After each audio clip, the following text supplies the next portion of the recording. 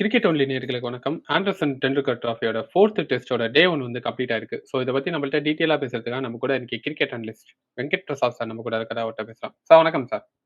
வணக்கம் brother. Sir England வந்து as usual எப்போதும் போல டாஸ வின் பண்ணிட்டாங்க. அகைன் வந்து இந்தியா வந்து டாஸ்ல லூஸ் பண்ணிட்டாங்க. டாஸ் வின் பண்ணி அவங்க பவுலிங் வந்து சூஸ் பண்ணாங்க. பிட்ச் வந்து மான்செஸ்டர் பொறுத்தவரைக்கும் எப்போதுமே வந்து பவுலருக்கு தான் சாதகமா இருக்கும் அப்படிங்கிற மாரி தான் பேசப்பட்டுட்டு இருந்தது. பிஃபோர் மேட்சஸ் எல்லாமே அப்படிதான் வந்துட்டு இருந்தது பிட்ச் ரிப்போர்ட் எல்லாமே. பட் ஆனா இப்ப அப்படியே ஆப்போசிட்டா தெரியுதா? ஆப்போசிட்டா எல்லாம் தெரியல பிரதர். நம்மளோட பேட்ஸ்மேன் ரொம்ப நல்லா விளையாடி இருக்காங்க. ஆக்சுவலா நான் உங்ககிட்ட ரொம்ப தடவை சொல்லியிருக்கேன். நம்மளுடைய டீம் வந்து ஒரு 200 ஃபார் 2, 300 ஃபார் 3 இதெல்லாம் பார்த்தே பல வருஷங்கள் ஆச்சு அப்படின்ற மாதிரி நான் பல முறை புலம்பிருக்கேன். அந்த ஃபர்ஸ்ட் டெஸ்ட்ல நம்ம தோத்தப்பவே down the order middle order கொஞ்சம் நல்லா பெர்ஃபார்ம் பண்ணிருக்கலாமே தவிர openers did a great job and top order did great ஜாப்னு உங்ககிட்ட சொன்னேன். ஓகேங்களா? அதே மாதிரி போன மேட்ச்ல இந்தியன் டீம் காமிச்ச அந்த ஒரு எண்டூரன்ஸ் வந்து சூப்பர்பா இருந்துச்சு. ஸோ இந்த பிட்ச் வந்து பெரிய லெவல்ல வந்து போலிங் காமிக்க முடியல அப்படின்லாம் கிடையவே கிடையாது. அங்க வந்து இருக்கிற அந்த ஒரு கிளைமேட், அந்த மாதிரி என்ன சொல்றது, ஒரு கிளவுடி கிளைமேட்டுக்கு வந்து டெஃபினட்டா பால் நல்லா ஸ்விங் ஆச்சு. நீங்க வந்து இவர் அவுட் ஆன விதத்தை நீங்க பாத்தீங்க, சுப்மன் கில் அவுட் ஆன விதத்தை நீங்க பாத்தீங்க. It was a fabulous delivery.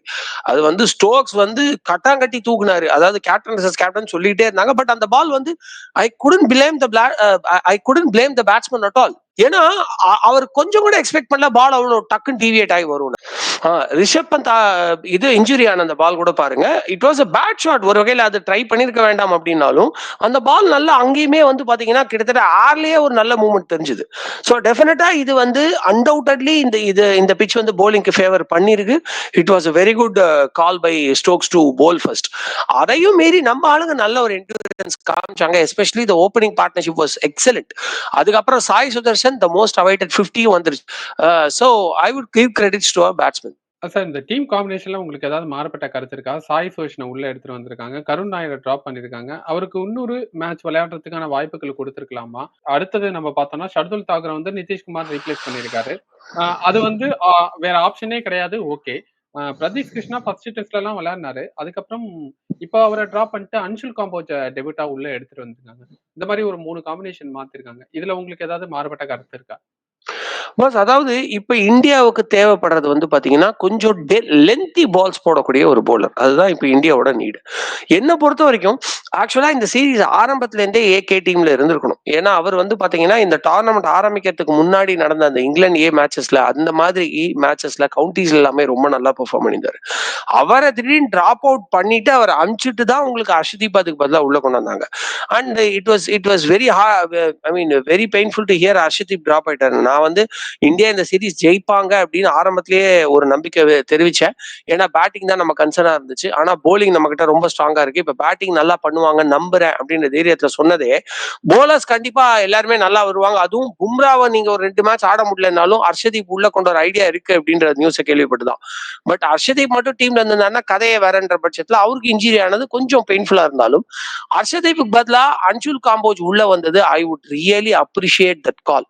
ஏன்னா பிரசித் கிருஷ்ணாவை விட அன்ஷுல் காம்போஜ் சூப்பர் போலர் அப்படிங்கறதெல்லாம் இப்ப நம்ம சொல்ல முடியாது மேட்ச் ஆரம்பத்துல. பட் இந்த கண்டிஷன்ஸ்ல நல்ல பாலை கொஞ்சம் டெக்ல பிச் பண்ணி நல்ல ஒரு மூவ்மெண்ட், ஒரு சி மூவ்மெண்ட் வந்து டக்குன்னு நடக்கிற மாதிரி ஒரு போலர் அப்படின்னா டெஃபினட்டா பிரசித் கிருஷ்ணாவோட அன்ஷுல் கிருஷ்ணா கிட்ட நான் ஒரு நல்ல எக்ஸ்பெக்டேஷன் வைக்கிறேன். சிஎஸ்கே ஐபிஎல்ல இந்தியன் பிச்சர்ஸ்ல சொதப்பும் போதே அன்ஷுல் சொல்லி நிறைய விக்கெட் எடுத்தாரு. ஸோ அந்த ஒரு சி மூவ்மெண்ட், அந்த ஒரு பால் மூவ்மெண்ட் வந்து அவருக்கு ரொம்ப அழகா வருது. எஸ்பெஷலி ஃபார் லெஃப்ட் ஹேண்டர்ஸ் அவர் ரொம்ப நல்லா போடுவாருன்ற எக்ஸ்பெக்டேஷன் எனக்கு இருக்கு. ஸ்டோக்ஸ் ரொம்ப ரொம்ப சாலிடா நிக்கிறாரு. அவங்களுடைய பிளேயர்ஸ் வந்து கன்சிஸ்டன்டா இவர் தான் ஆடுவார் நம்ம சொல்ல முடியல அப்படின்னாலும் ஒரு சில பிளேயர்ஸ் வந்து கொஞ்சம் நல்லா ஸ்ட்ராங்கா நிக்கிறாங்க. அவங்களுக்கு நல்ல ஒரு டீவியேஷன் பால் போட Anshul will be a better pick. Now coming to question on Karun Nair, அவருக்கு கண்டிப்பா இன்னும் கொஞ்சம் வாய்ப்பு கொடுத்திருக்கலாம். But the condition is very serious now. இந்த மேட்ச் நம்ம லூஸ் பண்ணிட்டோம்னா இந்த சீரீஸே நமக்கு லூஸ் ஆயிடும். அப்படிங்கிற பட்சத்துல போன மேட்ச் ரெண்டுத்துலயுமே அவர் வந்து பாத்தீங்கன்னா ஒரு என்ன சொல்றது, ஒரு பால்ஸ் நிறைய வேஸ்ட் பண்ணியிருந்தாரு தான். He tried is best. I won't say that அவர் சரியாவே விளையாடல அப்படின்னு. பட் அந்த ஒரு டாப் கிளாஸ் கிரிக்கெட் நான் சொல்றது வந்து பாத்தீங்கன்னா இப்போ India A versus England A அப்படிங்கிறதுக்கும் இந்தியா விசஸ் இங்கிலாந்துக்கும் இருக்கிற அந்த ஒரு மைனர் டிஃபரன்ஸ் அவர் இன்னும் அடாப்ட் பண்ணல அப்படின்னு நல்லா புரிஞ்சுக்க முடியுது. ஏன்னா அவர் அவுட் ஆன எல்லா விக்கெட்டுமே வந்து பாத்தீங்கன்னா ஒரு நல்ல கேட்ச்னால. சோ அந்த ஃபீல்டருக்கும் அந்த ஒரு பால் அடிக்க வேண்டிய அந்த டிஸ்டன்ஸுக்கும் அந்த அந்த ஒரு டிஸ்டன்ஸ் கால்குலேஷன் நீங்க பண்ணும்பொழுது அவர் இன்னுமுமே இதுக்கு அடுத்த லெவல் ஆஃப் கிரிக்கெட்டுக்கான அந்த ஒரு கால்குலேஷன் அடிக்கிறதுனால தான் நல்ல ஒரு டைவோ இல்ல ஒரு மைல்டு மூவ்மெண்ட்லயோ அவரை விக்கெட் எடுக்க முடிஞ்சிடுது. ஓகேங்களா? மோர் ஓவர் ஒரு ப்ரெஷர் அக்கஸ்டம் பண்ணி இன்னும் கொஞ்சம் ஸ்கோர் போர்டை நல்லா மூவ் பண்ணி கொண்டு போற மாதிரி லாங் இன்னிங்ஸ் விளையாடுறாரு. அதுதான் எல்லாருமே பண்றாங்க. ஜடேஜாவோட இன்னிங்ஸ்லாம் எக்ஸலண்டா இருக்கு. பட் சில நேரங்கள்ல அந்த ஸ்கோர் போர்டை வந்து ஒரு ஃபியர் இல்லாம ஒரு ரிஸ்கி ஷாட்ஸ் இல்லாம மூவ் பண்ணி கொண்டு போற அபிலிட்டி அவர்கிட்ட கொஞ்சம் கம்மியா தெரிஞ்சுது. சோ இது வந்து இந்த மேட்ச் ஒரு மஸ்ட் வின்னுங்கிறதுனால சுதர்ஷன் அவரோட கொஞ்சம் பெட்டரா இருப்பாங்கன்ற நம்பிக்கையில எடுத்திருக்காங்க. And he proved by scoring 50 as well. Okay sir. நீங்க கேப்டன் இஸ் கேப்டன் அப்படின்னு சொல்லியிருந்தீங்க. இந்த இடத்துல நம்ம கில்ல எடுத்துட்டோம்னா, அந்த ஷாட் வந்து கொஞ்சம் ப்ரீ டிட்டர்மைன்டா விளையாண்டாரோ அந்த ஷாட்ட. அந்த பால வெல்ல பண்ணணும்னு தான் முடிவு பண்ணி விளையாடினாரோ? இல்ல அவர் வந்து வெல்ல பண்ண முடிவு பண்ணார் பாஸ். அது ப்ரீ டிட்டர்மைன் நான் சொல்ல மாட்டேன். ஏன்னா பால் வந்து அதுக்கு முன்னாடி இருக்கிற பால்ஸ்லாம் நீங்க பாத்தீங்க அப்படின்னா அந்த அளவுக்கான சீம் மூவ்மெண்ட் கிடைக்கல. மோர் ஓவர் இந்த பால் இப்படி ஒரு மைல் டீவியேஷன் பண்ணணும்னு யாருமே எக்ஸ்பெக்ட் பண்ண மாட்டாங்க. ஏன்னா நல்ல பேஸ்ல போடப்பட்ட பந்து. நல்ல பேஸ்ல, அதாவது நீங்க ஸ்டோக்ஸோட அந்த கிராஃப் பாத்தீங்கன்னா ரொம்ப எக்ஸலண்டா போட்டிருக்காரு. அவர் இன்ஃபேக்ட் நிறைய போலிங் போடக்கூடாது, டீமோட ஃபுல் ரெஸ்பான்சிபிலிட்டி எடுக்கணும்னு வந்துட்டு அவர் ஸ்டில் நல்ல லாங்கஸ்ட் ஸ்பெல்லாம் போட்டுட்டு இருக்காரு. இது மாதிரியே நீங்க பாத்தீங்கன்னா நிதிஷ்குமார் ரெட்டியும் இப்படிதான் வெல் லெஃப்ட் பண்ணி ஒரு பால்ல அவுட் ஆனாரு. அதே மாதிரியே சுமன் கில்லுமே இது மாதிரி வெல் லெஃப்ட் பண்ணி நியூசிலாந்து சீரீஸ்ல ஒரு வாட்டி அவுட் ஆனதை நம்மளால பார்க்க முடிஞ்சது. சோ அந்த ஒரு ஷாட்ல வந்து அவர் இன்னும் பிராக்டிஸ் நிறைய பண்ணுமா அந்த மாதிரி பாலுக்கு அவரு? அது வந்து ஓவராலா இந்த ப்ரீவியஸ் எக்ஸ்பீரியன்ஸோட கம்பேர் பண்ற மாதிரி இந்த பாலை நான் பார்க்க மாட்டேன் ஈஸ்வர். ஏன்னா இந்த பாலோடைய டீவியேஷன் வந்து நீங்க நல்லா பாருங்க. அந்த இதுலயே காமிச்சிருந்தாங்க, அதாவது அந்த பால் ட்ராக்லயே காமிச்சிருந்தாங்க. பால் பேட்ல பட்டு மூவ் ஆனதுக்கும் பால் பேட்ல படாம மூவ் ஆனதுக்கும் இல்ல பால் அந்த டீவியேஷனே இல்லாம இருந்ததுக்கும் பாத்தீங்கன்னா வெரி வெரி மைல்ட் டிஃபரன்ஸ். ஓகேங்களா? அந்த வெரி வெரி மைல்ட் டிஃபரன்ஸ் நீங்க இருக்கும்போது ஆப்வியஸ்லி நீங்க ஒரு ரிஸ்கா போய் அதை டிஃபெண்ட் பண்ணிடலான்றதை நீங்க சிங்கிள் வேர்ட்ல சொல்லிட முடியும். பட் இந்த சீரீஸோட பெரிய சக்சஸ் ஃபேக்டரே நல்ல வெல் லெஃப்ட்டுகள் தான். நீங்க இந்த ஒரு ஆட்ல கூட கொஞ்சம் காமெடியா பாத்திருப்பீங்க. ரோஹித் சர்மா சொல்லியிருப்பாரு, வெளில போற பால தொடாத உள்ள வர பால விடாது அப்படின்னு இருப்பாரு. சோ அந்த ஒரு டிஃபரன்ஸுக்குள்ளதான் இந்த சீரீஸே சர்வைவ் ஆயிருக்கு. நீங்க சுப்மன் கில்ல வந்து லாஸ்ட் டைம் நீங்க வெல் லெஃப்ட்ல ஒரு தடவை அவுட் ஆனீங்க, இப்பவும் அதே தப்பு பண்றீங்களேன்னு கேக்குறீங்க. நான் இந்த ஆங்கிள் யோசிச்சு பாருங்க. சுப்மன் கில் இதுக்கு முன்னாடி நியூசிலாந்து சீரீஸ்லயும் ஆஸ்திரேலியா சீரீஸ்லயும் அவ்வளவு சொதப்பிட்டு இப்ப இவ்வளவு லாங் இன்னிங்ஸ் ஆடுறதுக்கு ரீசனே வெல் லெஃப்ட் விட ஆரம்பிச்சதுதான். ரொம்ப அவசரமா பட்டு தேவையில்லாம வெளியே இருக்கிற பால கொந்தி எத்தனை தடவை விராட் கோலி அவுட் ஆனாருன்னு நீங்க பாத்தீங்க. Such a fabulous player. But on the offside ball, I have to try and I have to break the bad rhythm of failures in outside Austin ball. அப்படிங்கிறதுக்கு அந்த லெக் பிரேக் பால்ங்கிறதையும் ட்ரை பண்ணி தான் அவர் விட்டாரு. இதே தான் சுப்மன் கிலும் பண்ணாரு.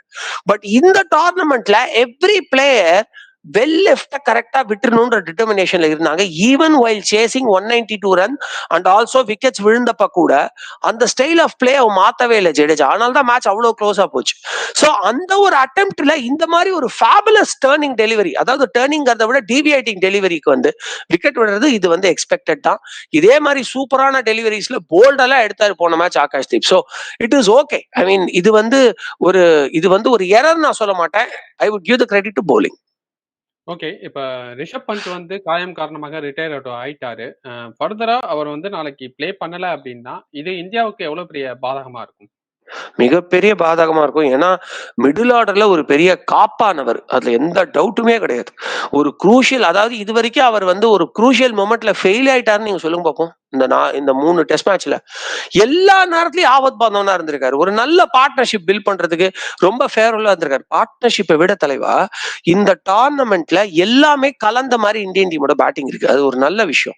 என்ன அப்படின்னா எவ்வளவு லாங் இன்னிங்ஸ் வேணா ஆட முடியும், எவ்வளவு பால் வேணா வேஸ்ட் பண்ண முடியும்னு எல்லா பிளேயர்ஸுமே ப்ரூவ் பண்ணிருக்காங்க.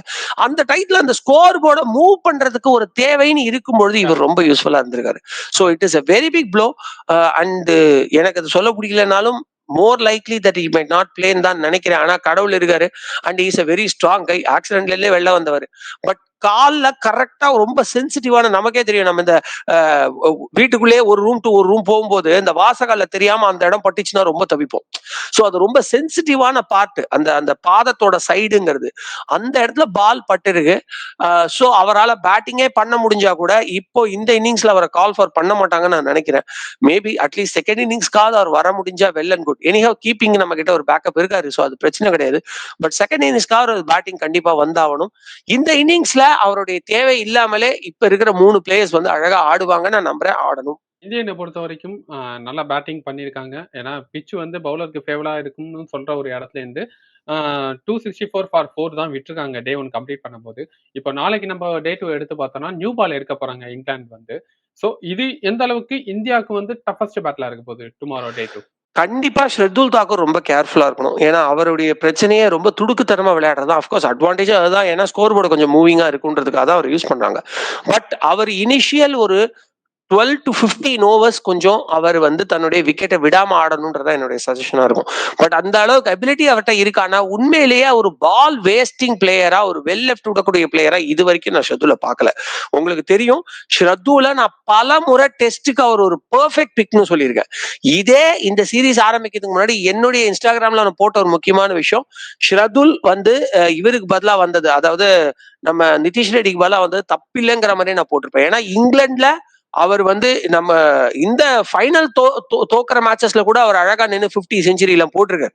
So is very good, especially in Australian and England condition. அதனால அவருக்கு அந்த அபிலிட்டி இருக்கு. பட் ஒரு பால் வேஸ்ட் பண்ணி விளையாடுவாரா அப்படிங்கறத வந்து இந்த அளவுக்கு அந்த அளவுக்கு நான் பார்த்தது கிடையாது. அவர் அதை கட்டுப்படுத்தி கொண்டு ஒரு 12 to 15 ஓவர்ஸ் விக்கெட் லூஸ் பண்ணாம விளையாடினா, it is after which we can easily see some 70 to 80 runs from Shardul Thakur. So அந்த ஒரு first 10 to 15 overs will be very crucial. ஆனா அவரோட விக்கெட் விழுந்துருச்சுன்னா எண்ட் ஆஃப் த டேன்னு கிடையாது. உள்ளுக்குள்ள ஒரு சூப்பரான பிளேயர் இருக்காரு, ஒரு மிகப்பெரிய ஆப்பர்ச்சுனிட்டி காத்துட்டு இருக்காரு, வாஷிங்டன் சுந்தர். அவரை பத்தி நான் பேசாத நாளே கிடையாது நம்ம சேனல்ல.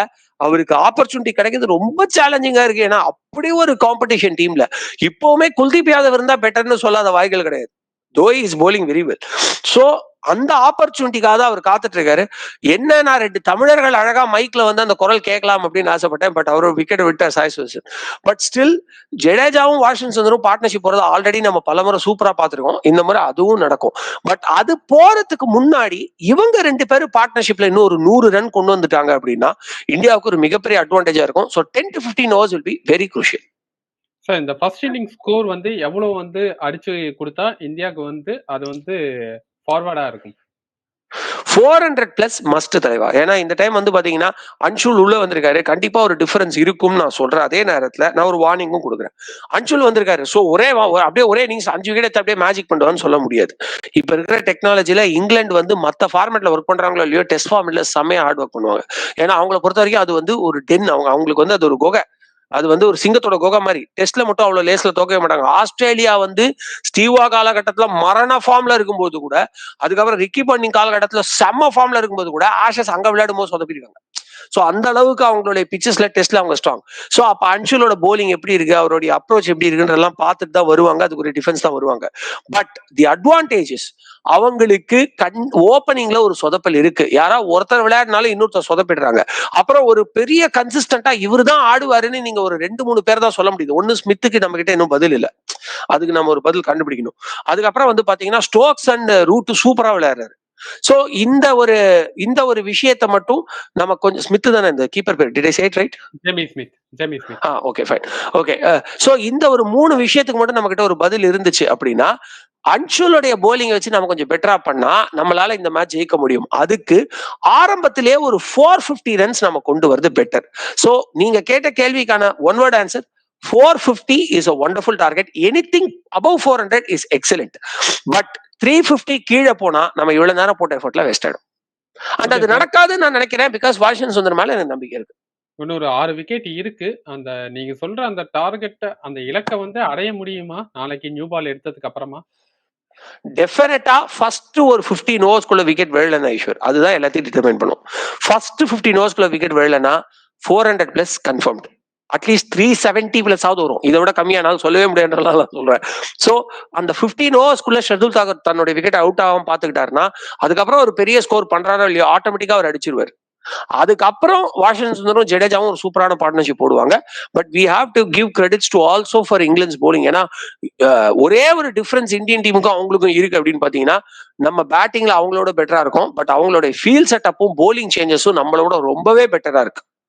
ஓகேங்களா? இவ்வளவு காம்பினேஷன் சேஞ்சஸ் இந்த கன்ஸ்ட்ரெயின்ட் எல்லாம் சுப்மன் கில் நல்லா பண்றாருன்னு நம்ம சொன்னா கூட அவருடைய ஃபீல்டு பிளேஸ்மெண்ட், அவருடைய திங்கிங் எபிலிட்டி நிறைய ஏரியா ஆஃப் இம்ப்ரூவ்மெண்ட் இருக்கு. ஸோ அந்த வகையில ஸ்டோக்ஸ் எக்ஸ்பீரியன்ஸும் ஜாஸ்திங்கிறதுனால எக்ஸலண்டா பண்றாங்கிறதுனால ஒரு சின்ன எட்ஜ் அவங்களுக்கு நான் கொடுப்பேன். ஏன்னா ஜடேஜாவோட விக்கெட் தான் இப்ப கீன். என்னதான் ஒரு மரண ஃபார்ம்ல இருந்தாலும் அவருக்கு எல்லா கேள்வி கேட்டிலும் அவர்கிட்ட பதில் இருந்தாலும் அவருடைய விக்கெட் ஒரு குரூஷியல் மொமெண்டா இருக்கும். அவருடைய விக்கெட்டை நல்லா பார்த்துக்கிட்டு ஷெட்யூல் தாக்கூர் ஃபர்ஸ்ட் ஒரு 12 ஓவர் 15 ஓவர் அவுட் ஆகாம இருந்தாருன்னா 400 கேரண்டி. ஓகே சார், பார்க்கலாம். டே 2 வந்து இந்தியா வந்து பாசிட்டிவ் சைனோட வந்து அணுகியிருக்காங்க. டே 2 எந்த அளவுக்கு எடுத்துட்டு போறாங்க, அவங்க இங்கிலாந்தும் வந்து நியூ பால் எடுக்க போறாங்க. ஸோ அவங்களுக்கு ஃபேவரா இருக்க போதா, இல்ல இந்தியாவுக்கு ஃபேவரா இருக்க போதா அப்படிங்கிறத நம்ம பொறுத்திருந்து பார்க்கலாம் சார். டே 2ல இவ்வளவு நேரம் கருத்துக்களை பகிர்ந்துக்கிட்டதுக்கு ரொம்ப நன்றி. நன்றி பிரதர்.